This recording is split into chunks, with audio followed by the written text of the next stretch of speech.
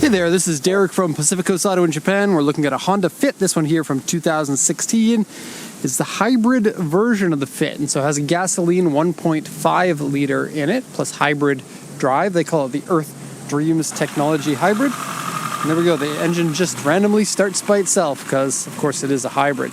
Now we're going to take a look at the condition of the car. This one has very low mileage at 26,000 kilometers and is going to be exported over to Melbourne. Now, first off, I'm just going to shut the engine off for the rest of the review. The engine does work fine. Have a listen. Okay, and switch that off for now. Okay, and we will come back to the interior in a sec. First off, the coolant and the oil both look fine. It looks like a car that's been maintained pretty well. I don't think you're going to have many problems with a Honda Fit hybrid. It's known to be fairly reliable. Honda makes an awesome Fit. This is my favorite subcompact of all. The engine from the Suzuki Swift of this generation is the best engine of all, but this is the best package. I adore the Fit. It's a great use of space.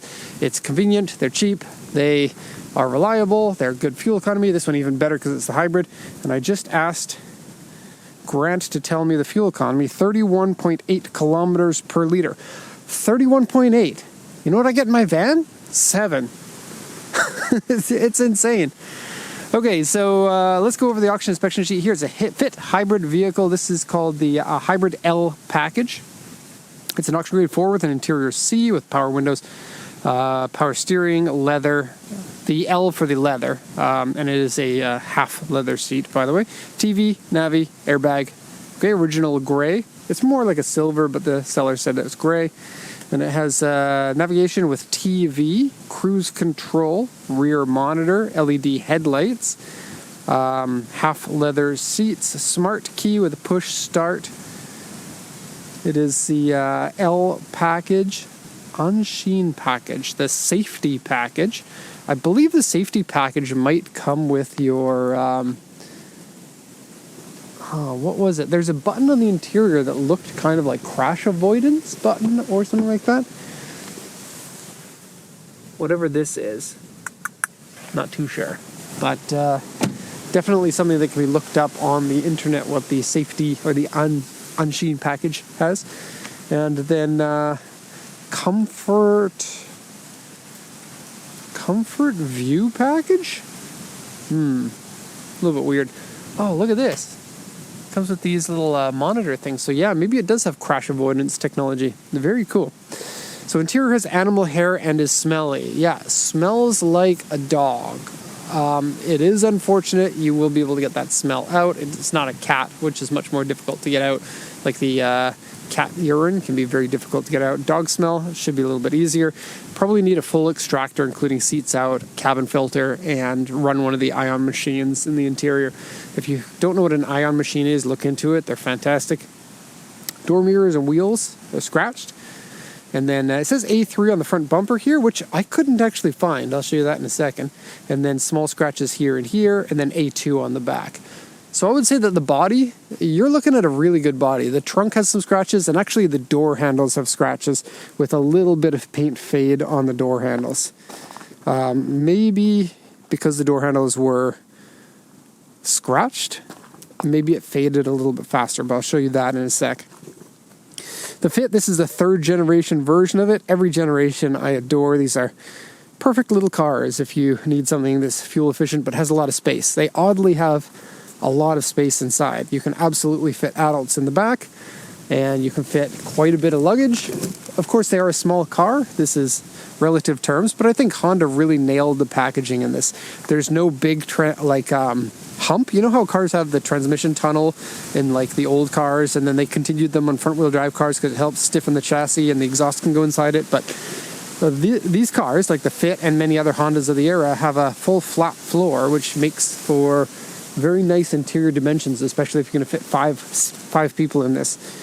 And I would be okay going on a road trip with 5 people in this Fit. It'd be a little bit tight with 5 adults, but you absolutely could do it. So some details here. First off, headlights are nice and clear, which is always nice to see.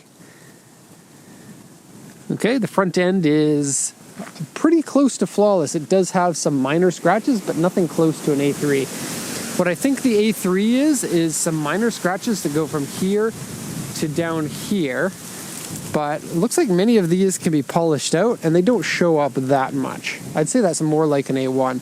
You also have a few more scratches in this area here, and the plastic under tray, which is behind this, has quite a few scratches on it because it looks like it's bottomed out. Okay, the paint is in good condition, and coming down the side here, everything is great. Great, great, great, great, great. Having a look at the door handles, on the other hand, if you look inside here, a number of scratches. And it might be a little tricky to see depending on the angle or whatnot. You absolutely can get rid of those scratches with the proper polish, but it's hard to get in there without taking the handles off.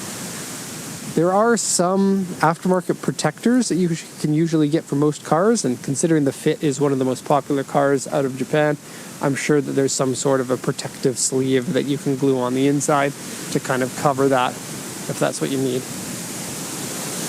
There's a small scratch right here. This is representative of what you'll find with an A1 scratch.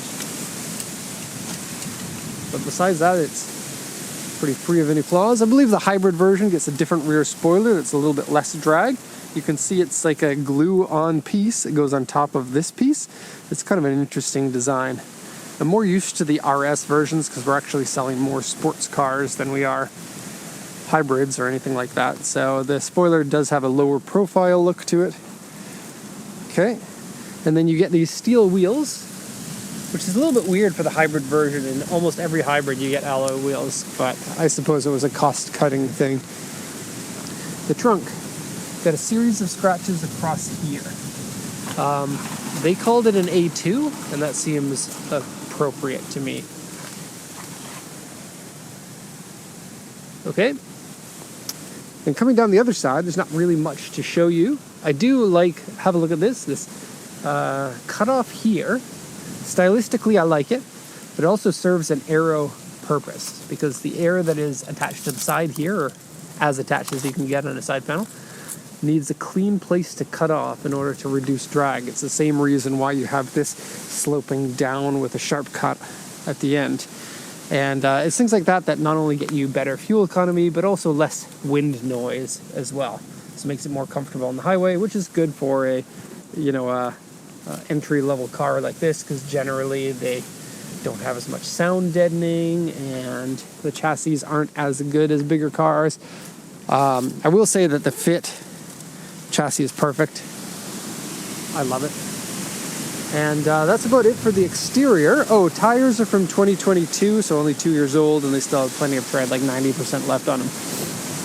Let's go to the interior now, the trunk. A nice large trunk. You can fit lots of what you need inside here, and then these are a 60/40 folding seat, and you can flip them down very easily, like so, leaving you a completely flat floor if you need that. You could sleep in here if you needed to, but it would be a little bit of a curl up sleep. Now, because it's a hybrid version, you don't get as much room in the back. You get this little slot here, but all of this floor is taken up by the battery system.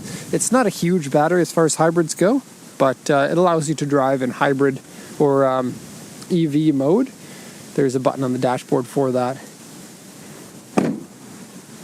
I feel like I like the Honda Fit hybrid more than I like the Toyota Aqua. Let's just hold this up, which is Toyota's competition for this segment.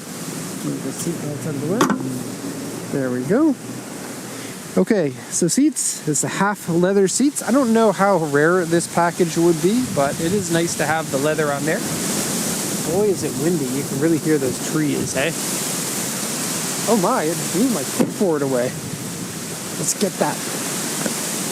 Oh, my option sheets. That would take me so long to reprint all of those sheets if I didn't know which sheets they were.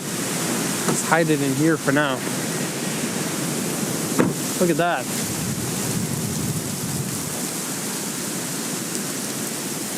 Okay. Back into here.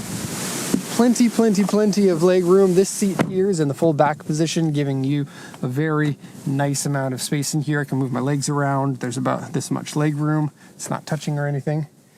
You get speakers back here, but not an awful lot else. There's no cup holders here.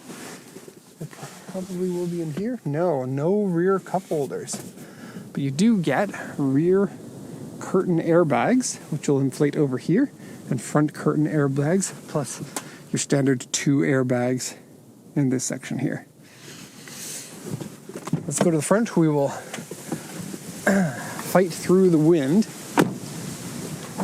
Phew, made it. Okay, interior is a nice place to be. It has what feels like steer-by-wire and brakes-by-wire. Hybrids, most people don't worry about the feeling of it, but it does feel a little bit disconnected. Let's just start the car so that I can show you all the systems. We have a cup holder here. Okay, and another couple of cup holders here. You also have a cigarette lighter adapter here.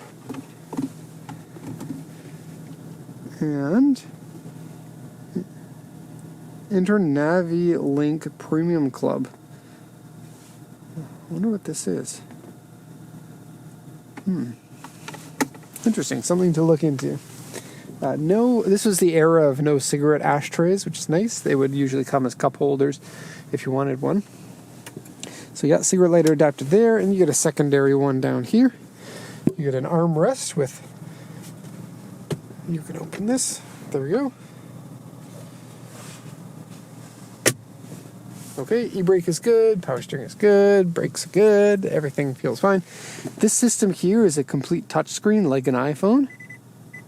There's no button there, there's no haptic feedback, it is just a touch. Which I guess at the time would have felt very modern.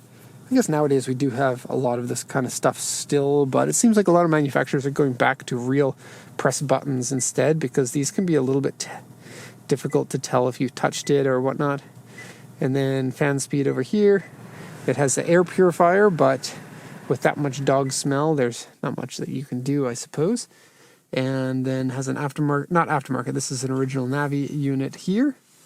Dashboard, pretty stylish. There's basically no wear in here, including on the steering wheel. And the gauge set's pretty nice. I like that a lot. Okay. Lots and lots of headroom. Over my head is this much space, which is well more than average for most vehicles. And lots of glass all around it, giving you a very easy to view driving experience. Nice big mirrors as well, making it easy to see all around you. If I wanted a vehicle for my daughter to start driving, something like this would be really perfect. She is 17 years old now and soon to be 18.